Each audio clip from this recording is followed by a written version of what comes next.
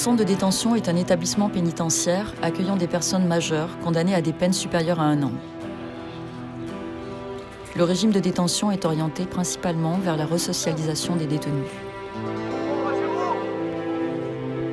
Le centre de détention de Joux-la-Ville accueille 600 personnes incarcérées, 500 hommes, 100 femmes.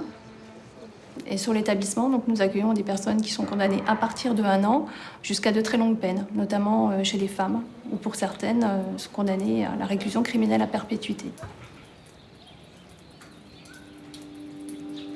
Donc l'établissement est très isolé, à mi-chemin entre Lyon et Paris, perdu au milieu des champs, ce qui en fait sa spécificité, et ce qui est forcément un critère qui complique le maintien des liens familiaux. La première gare est à 35 km, sans navette d'organiser, sans bus, et ce qui nécessite d'avoir les moyens. Dès son ouverture en 1991, le centre de détention de Joux-la-Ville a mis à disposition de l'association La Halte un lieu afin d'accueillir les familles en attente de parloir. Depuis 2010 et le nouveau contrat de gestion délégué, ce lieu est partagé entre les bénévoles de l'association et les chargés d'accueil de Sodexo Justice Service. Sodexo Justice Service est présent depuis maintenant plus de 20 ans au sein des établissements pénitentiaires français et assure donc une prestation d'accueil famille et de réservation parloir au sein du centre de détention de Joux-la-Ville depuis le 1er janvier 2010.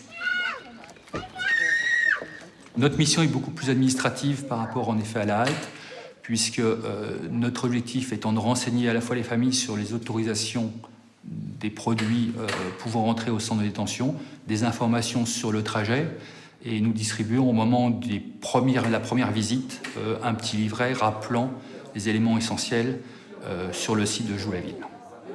Notre prestation comprend aussi la garde d'enfants, donc tous les personnels de l'accueil famille sont titulaires du BAFA et donc peuvent garder les enfants à partir de l'âge de 3 ans. La mission de la halte, c'est essentiellement d'accueillir ces familles, de les écouter, de leur apporter des renseignements pratiques, de leur offrir j'aurais tendance à dire, un moment de réconfort quand ils arrivent après quelques heures de route, fatigués, énervés et puis angoissés, surtout lorsqu'ils viennent pour la première fois. Nous sommes actuellement une quinzaine de bénévoles à faire cela.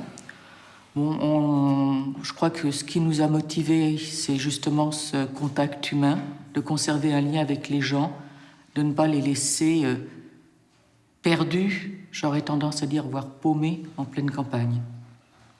La halte participe également financièrement à la prise en charge d'une partie du coût de taxi pour les gens qui viennent par le train. La halte, c'est également l'hébergement, puisque là encore, vu la situation géographique du centre de détention, les personnes qui viennent de loin peuvent se loger dans un studio qui est géré par la halte.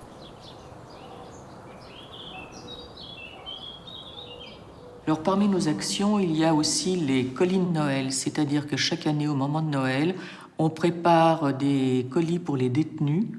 Alors, dans les colis, on va trouver des friandises, on va trouver un mug, des enveloppes pré-timbrées, de quoi faire du courrier finalement. Et on prépare ces colis et on les distribue à l'intérieur du CD juste avant Noël. Donc ça nous permet d'une part d'avoir des contacts avec les détenus et puis en fait on se rend compte que ça leur fait très plaisir de recevoir quelque chose pour Noël. Et les familles sont également très contentes. Ce qui me semble important, c'est la relation avec les gens, l'écoute. Je crois que c'est une aide qui est importante. Ils peuvent parler à quelqu'un qui ne fait pas partie de l'administration pénitentiaire, quelqu'un qui, quelque part, est neutre, ce qui leur permet d'exprimer certaines souffrances. Et je pense que pour nous, c'est ce qui nous motive, c'est ce lien humain, cette relation humaine, cette aide qu'on peut apporter aux gens.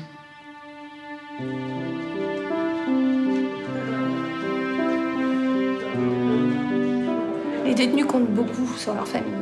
Pour les comprendre, sans tout leur dire, pour les soutenir, sans forcément avoir toujours les moyens pour pouvoir les soutenir. Je pense que les personnes qui sont incarcérées ne mesurent pas toujours l'impact que leur incarcération peut représenter pour elles, en fait.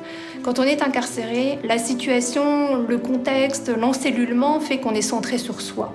D'ailleurs, la peine, elle sert aussi à ça, un retour sur soi, pour pouvoir assimiler les motifs de l'incarcération et pouvoir continuer son chemin tout en ayant intégré cet événement de vie-là. Le fait d'être centré sur soi peut créer vraiment une difficulté à pouvoir se mettre à la place de l'autre et finalement à la place de sa famille qui vient avec ses propres difficultés, parfois après avoir passé 3 ou 4 heures dans le train, avoir attendu une navette, avoir juste eu le temps de prendre un petit café, de passer sous le portique, enfin d'avoir fait tout ce chemin-là, qui est presque un parcours du combattant, entre guillemets, pour arriver à ce moment du parloir.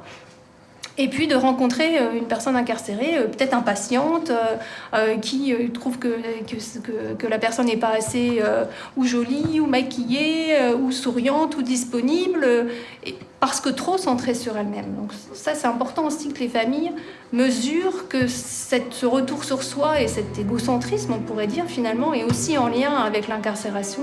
Ça ne veut pas dire qu'elle ne les aime pas et qu'elle ne pense pas à elles, bien au contraire. Enfin, la famille est une des préoccupations majeures des personnes qui sont incarcérées. Un parloir peut également parfois très mal se passer. C'est-à-dire qu'on arrive avec l'idée qu'on va vraiment pouvoir parler de quelque chose de très sérieux avec quelqu'un et puis finalement, il y a beaucoup de bruit dans le parloir. Les enfants courent partout, tout d'un coup tout est bruyant et puis ça ne ressemble pas du tout à ce qu'on avait imaginé de ce moment particulier et ça ne devient plus le moment privilégié pour pouvoir dire ce qu'on avait à dire. Et finalement, le parloir peut se dégrader sans qu'il y ait vraiment de raison particulière, mais finalement, comme cette situation pourrait se dégrader à l'extérieur, dans un couple, chacun rentrant de sa journée de travail, fatigué, un petit mot, et puis voilà, la scène ou la dispute éclate sans qu'il y ait vraiment de raison particulière. Donc la difficulté, c'est que lorsque le parloir va s'arrêter, chacun va repartir de son côté, sans forcément que les mots aient pu se mettre, ou qu'il y ait une réconciliation. Donc pour les familles, c'est particulièrement frustrant, pour les personnes incarcérées aussi. Et ça peut arriver dans la vie au quotidien pour tout un chacun. Donc profiter des autres modes de communication, le téléphone et l'écriture, pour pouvoir renouer le contact de manière plus apaisée d'ici la prochaine visite.